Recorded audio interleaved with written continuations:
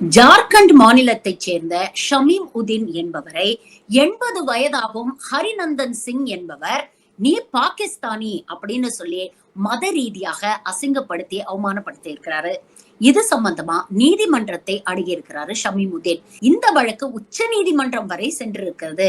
இதுல உச்ச நீதிமன்றம் இன்னைக்கு என்ன தீர்ப்பு கொடுத்திருக்காங்க அப்படின்னு பாத்தீங்கன்னா, பாகிஸ்தானி அப்படின்னு விமர்சனம் பண்றது தரைப்புனைவானதுதான். ஆனா அப்படி விமர்சனம் பண்றது அப்படிங்கிறது குற்றமாகாது. இது கிரிமினல் குற்றத்தின் கீழ் வராது. அதனால இந்த வழக்க நாங்க தள்ளுபடி பண்றோம் அப்படின்னு சொல்லியிருக்கிறாங்க.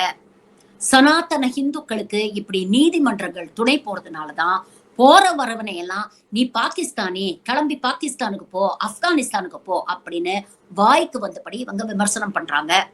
இதற்கெல்லாம் ஏதாவது முற்றுப்புள்ளி வைக்கணும்னா இது போன்ற வழக்குகள் வரும்போது அதுல எல்லாருக்கும் உரைக்கிற மாதிரி ஒரு தீர்ப்பை கொடுக்கணும். அதை விட்டுட்டு வழவழா குழகுழான்னு பாகிஸ்தானின்னு சொன்னது தப்புதான், ஆனா அது குற்றமாகாது. இது எப்படி இருக்கு தெரியுமா? பாபர் மசூதியை இடிச்ச வழக்குல என்ன சொன்னாங்க?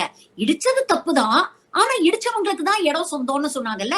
கிட்டத்தட்ட அதோட ஒரு டைல்யூட்டட் வெர்ஷன் மாதிரி தான் இருக்கு.